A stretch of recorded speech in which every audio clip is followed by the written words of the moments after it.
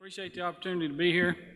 If you got a question, feel free to speak up. This is kind of a short presentation for me in terms of what I normally cover.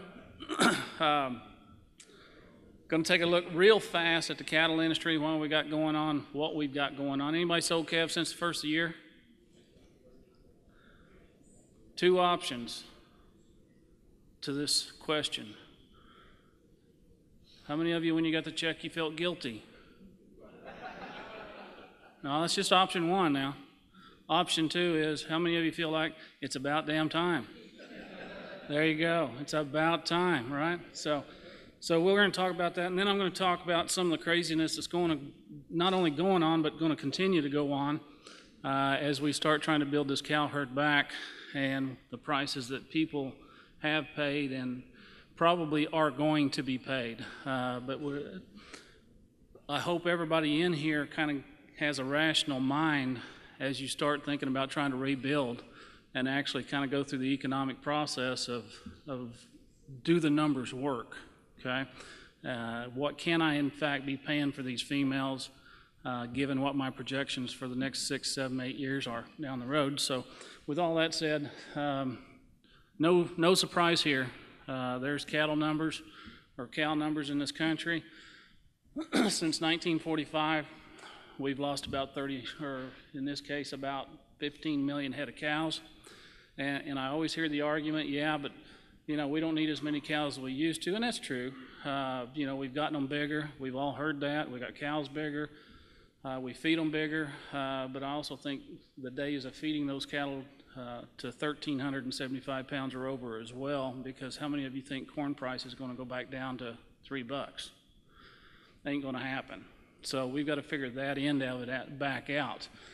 So yeah, we probably didn't, but we're certainly in a situation now where we do need more cows, albeit January 1 of 2013, my guess is we'll probably be back down another 0.5%.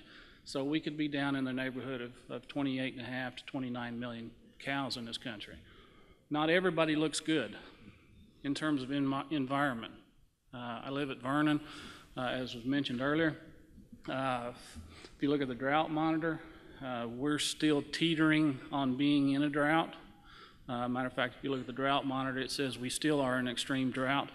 And as you go west of there, they are a drought. Okay, so I've had the opportunity to do a lot of traveling through West Texas and New Mexico, and there's a lot of areas that's still a pretty tough situation.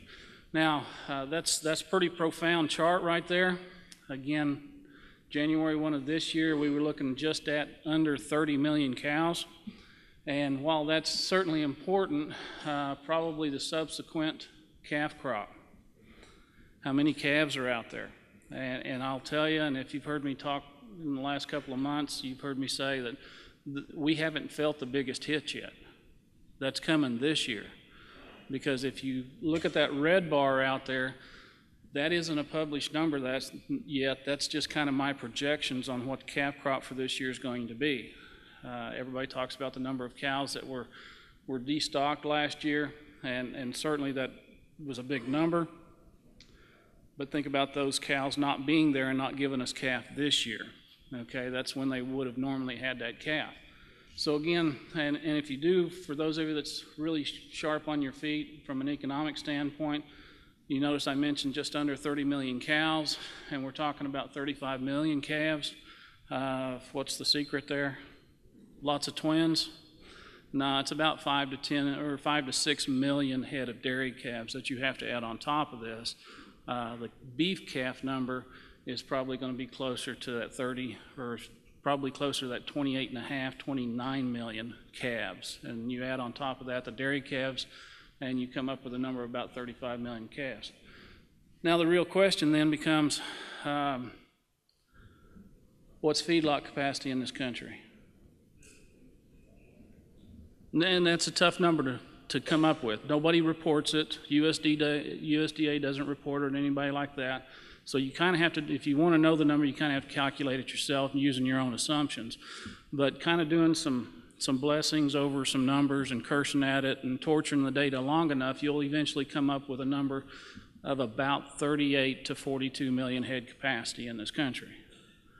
38 to 42 million head capacity. Anybody see a problem there? Yeah, that's the problem we got.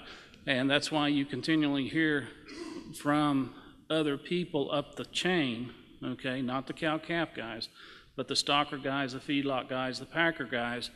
That's why you continually say or hear cow-calf guys are going to start building a cow herd. Are we? Well, that's kind of up to you guys, okay? And that remains to be seen. But don't do it because somebody else is telling you to and because your neighbor's doing it. Do it because it's economically a sound decision on your part that you've gone through economically and mentally through an exercise and determined that it can make your numbers work, okay? That's the most important thing. So with all that said, very simple chart. I'm insulting your intelligence here, and I apologize for that.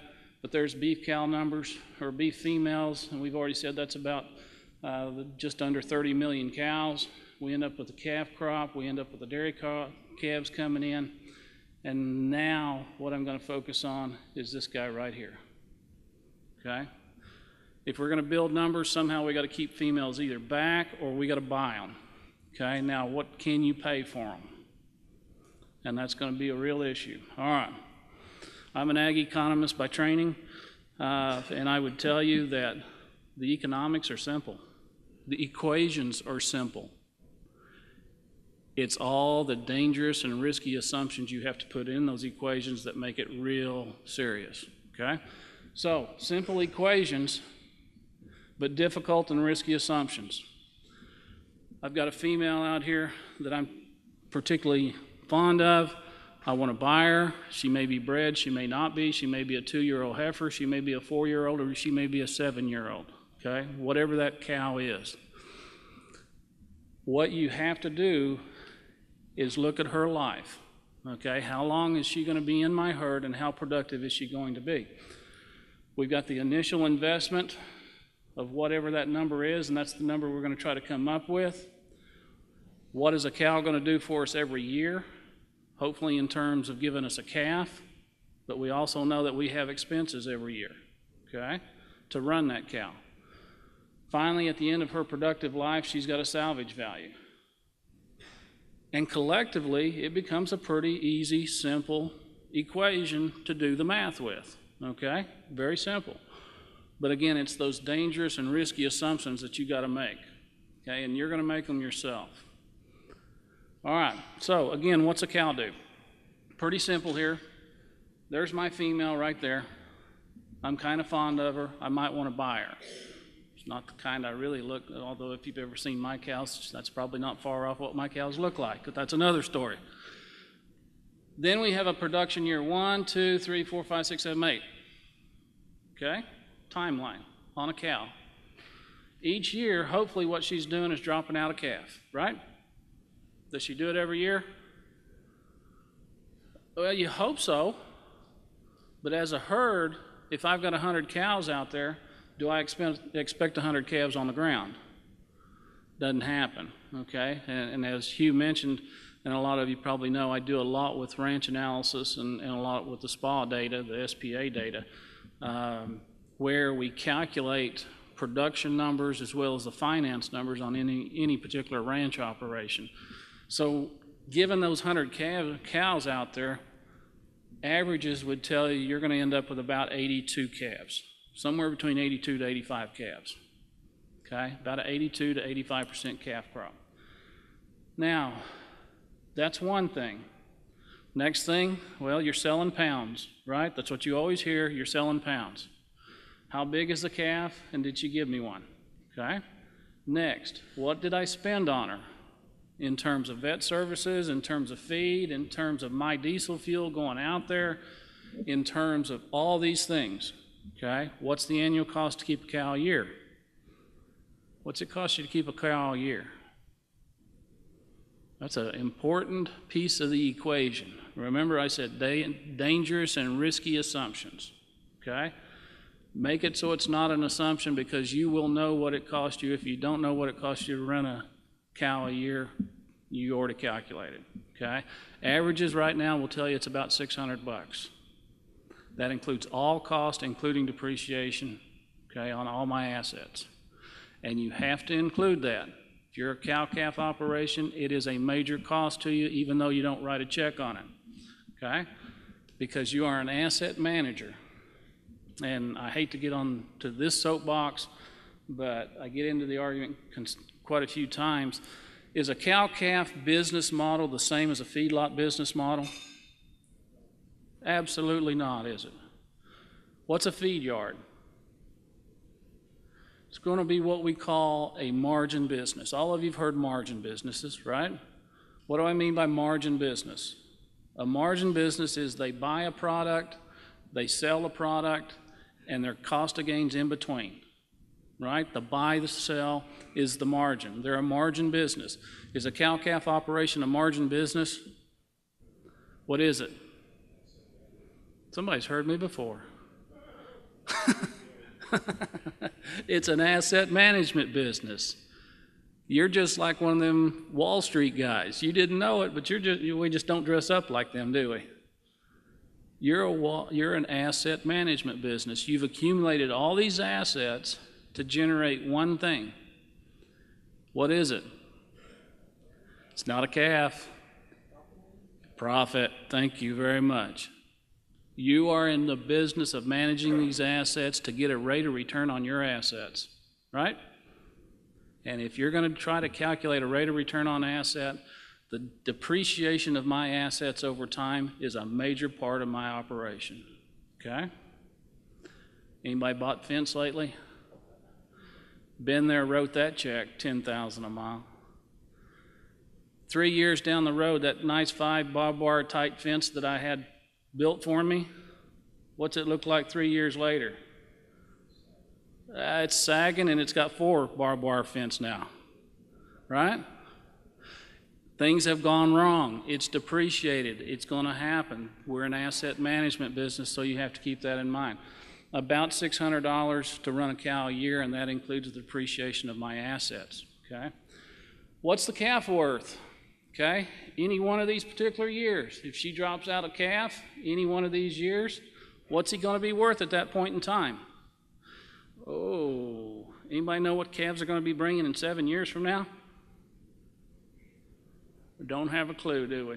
Good Lord, the good Lord maybe allows us to be here in 7 years, right?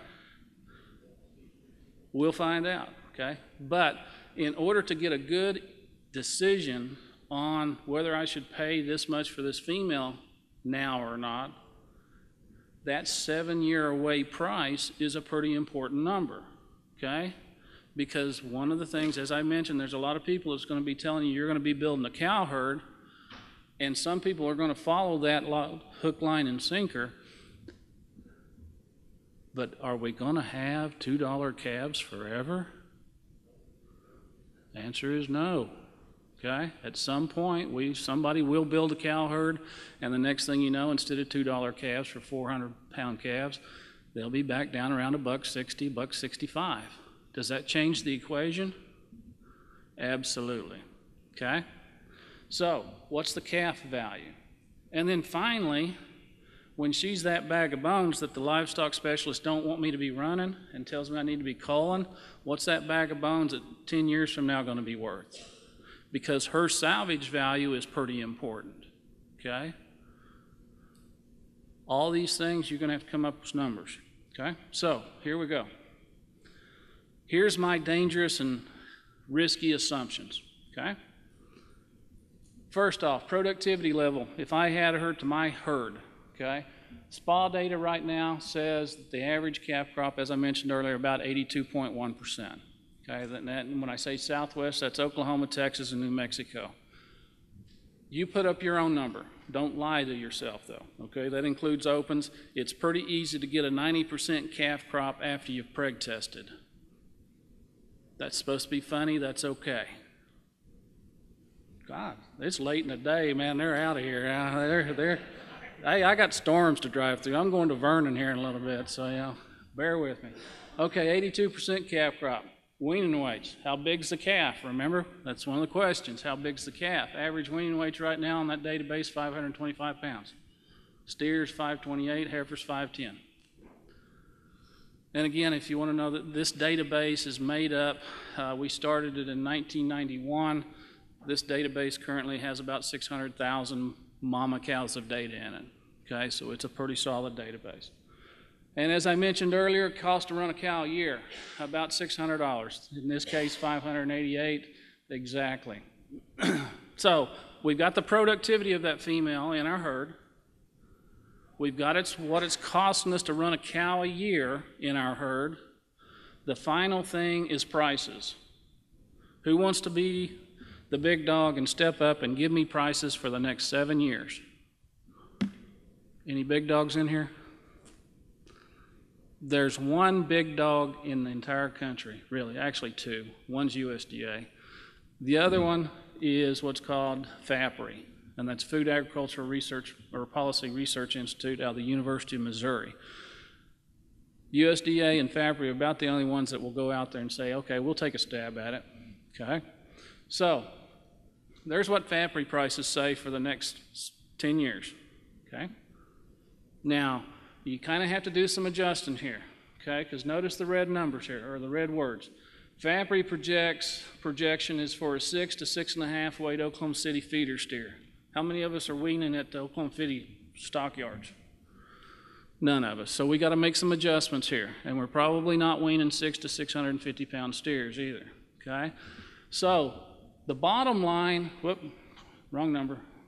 The bottom line is actually FAPRI's projection. So in 2012, their number for a 6 and a 6.5 weight steer in Oklahoma City, $1.54.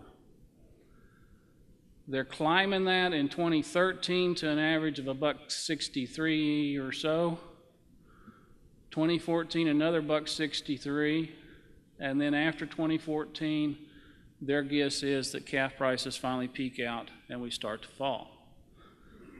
Does that impact what you're willing to pay for this female? Knowing that this female is probably going to be in my herd 7 to 8 years. We cannot just look at 1 year's of price and have somebody tell us you're going to start building a cow herd on 1 year's data, okay? We've got to look at that over 7, 8, 9 years down the road. Now the line on top is just my guess, or really not really, it's an educated guess. Not that I'm that educated, some people would agree with that, but I have gone in and adjusted those prices to what I think would be North Texas, Southern Oklahoma steer prices, okay, or weaning prices. Instead of the $1.54 that we talked about for FAPRI, again, now we're weaning that 528 pound calf that I mentioned earlier, okay? So we've got a slide kicking in that's giving us a little extra pounds, and the fact that we've got transportation, it's a basis is what it is. So I put in about a about $6 basis and adjusted these prices up, okay? Piece of cake, right? All right. Now, back to my timeline. All right, so I've got this lady right here now. It's a dollar sign because that's what I want to know. How much can I pay for that lady that was right there, knowing that I'm going to have 8 years and her cost, and hopefully she drops out a calf. And now I know kind of what that calf is going to be worth for the next 8 years, okay?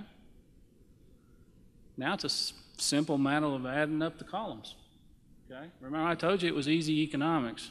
It's easy equations. It's simple math. But how many dangerous and risky assumptions did we make? Quite a few, wasn't it?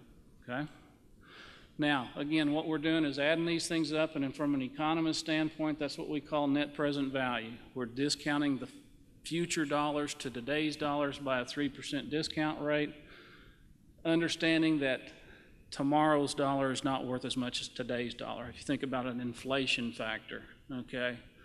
Dollars 8 years from now aren't going to be what they are today. So, here's an example. And I change this every time I do it, just to keep Gil off guard. Last time I did a pair, I think. Now I'm doing a 4-year-old bred cow. So, an illustration, buying a heavy bred 4-year-old cow. Actually, it was kind of to fit this time frame. She's fixing to drop a calf. All right. So, here we are in 2012. I've got a 4-year-old heavy bred cow that I'm looking at Eureka or someplace. What can I afford to pay for her? Knowing that she's already bred, so the first year, and I know those numbers are really hard to see, and I apologize for that, but if you go back to the adjusted FAPRI prices, my adjusted FAPRI prices, that calf out of her that year would be bringing $1.60 or $1.59.61. I've got a weaning percentage of 91%. Remember, we said 82, but she's already bred. Okay, so that loss didn't happen. I've already got a bred cow. I didn't have to worry about getting her bred the first time. So I got a 91% calf crop there. Average weaning weights of 5 1/4. That year I'm going to get net income of $454. Okay, remember I told you now it's just a matter of adding up numbers. Second year, now the second year I've got to get her bred. Okay, I got to get her bred, so my calf crop falls to 82%. Prices was up. Again, the adjusted FAPRI price of $1.68.61.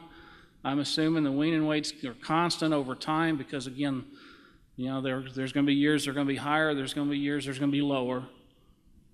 82%, $525. That year she gets me $130. So on and so forth. You can kind of see through here every year what's going on. But also remember what's going on here is that prices was kind of doing this, right?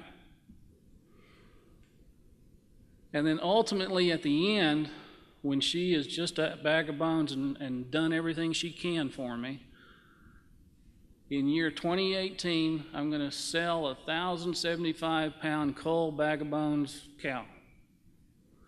And at that point, given what FAPRI prices and adjusted FAPRI prices was, cull cows about that time ought to be bringing about 72 cents a pound. Piece of cake. Add up the columns. All right. Anybody added it up? Anybody stick $1 in a pool? No, I'm just kidding. That would be gambling. We can't do that. What do you think the number is? 4-year-old bred cow. If I was an auctioneer, I'd cry right now.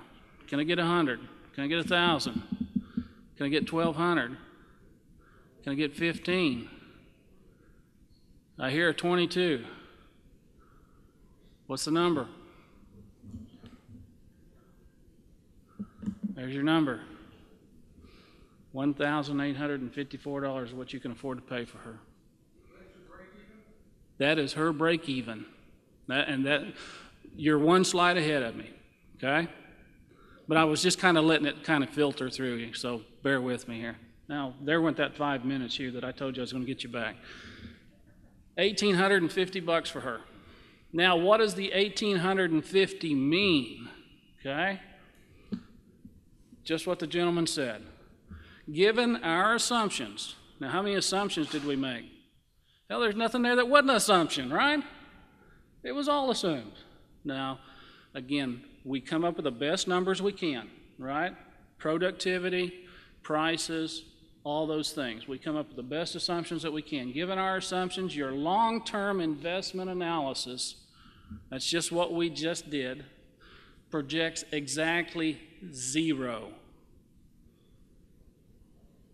return on your investment. 0.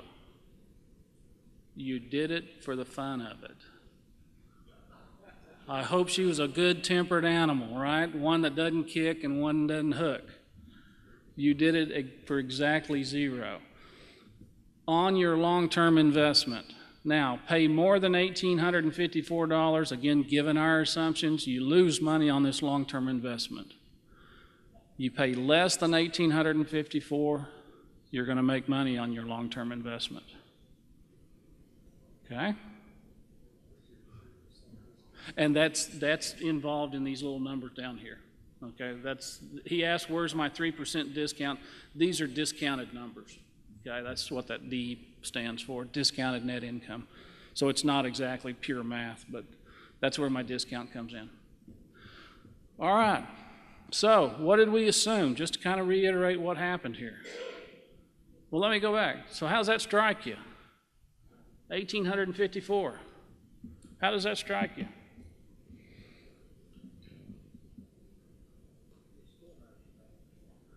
There's what? There's not any money in it, is there? Is there people paying more than that? Damn right there are. Yeah, there are. Yeah, there are. Remember I told you right way back at the start of this, there are going to be foolish people doing foolish things, right? But you need to be level-headed and think how this is going to impact your operation. Because there are, believe it or not, there are people in the cattle business where profit is not a problem. No. Duh. There will be people paying prices for these animals that are not realistic, okay? And it's already happening. And it will probably continue to happen. Why? Go back to the first chart that I mentioned to you.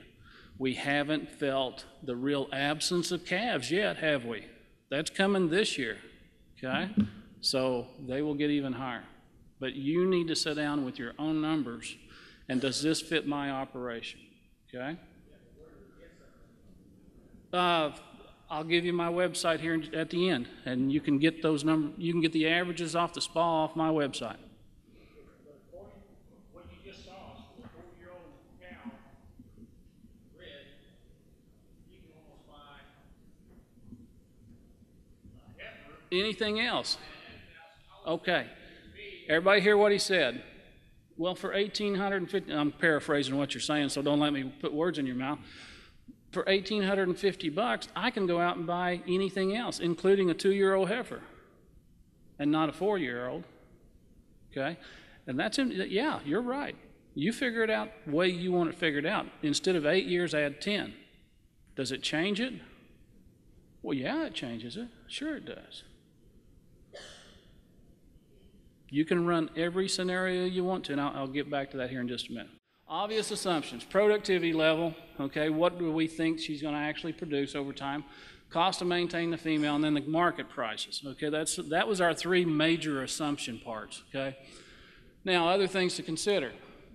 What type of female do you want to purchase? Would I be better off spending $1,850 on a heifer? And I don't know the answer to that until I run the numbers, honestly, okay. Now, 2 years farther out there, I know they're discounted dollars, and unless that price trend had changed up, will we see lower prices in 2019 and 2020? You don't know, and I don't know, okay? So until you actually run the numbers, I don't know which one to buy. What I do know, though, is for the next 2 years, you will have good cattle prices. Anybody disagree with that? Unless something major happens, another pink slime, blah, blah, blah type thing, just comes in and craters demand, okay, we will have good prices for the next couple of years. So if we all agree with that, and this is kind of where I'm going to angle on you just a little bit, when will that first heifer's calf drop and be available to be sold? The price is starting to drop.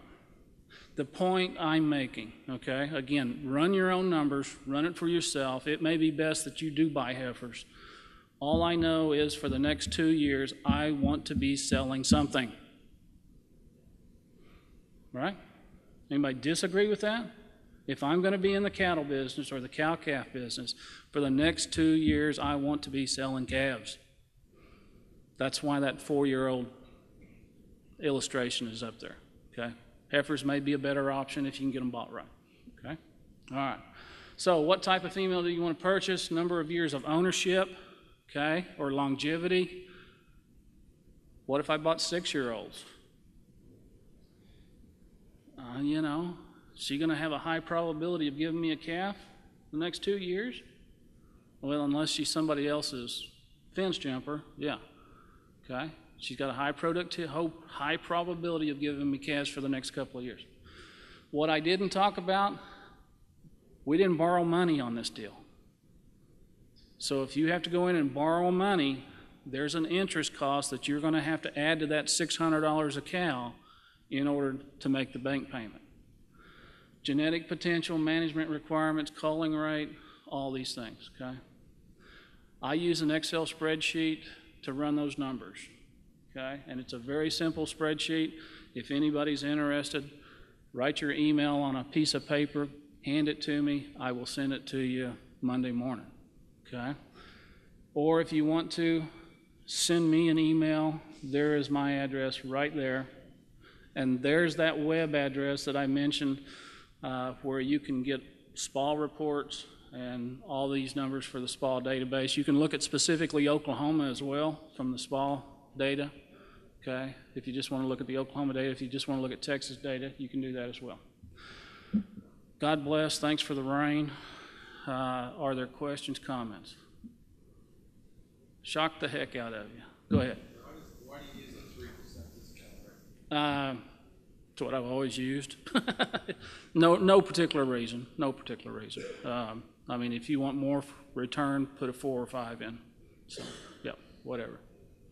Okay, his question is, I'm not figuring in any loss. Say I bought 10 cows and one of them died. Is that kind of what you're saying? Inherently, it's built into that 82%. Now, the actual loss of the loss value of that cow is not included. That's a cash, or that's a balance sheet adjustment. That's where you talk to your accountant and say, hey, I lost a purchased cow. Okay, well, I do a capital gains loss on it. But from a cash flow standpoint, like this analysis, it's actually kind of built in there into that 82%. Okay, good question.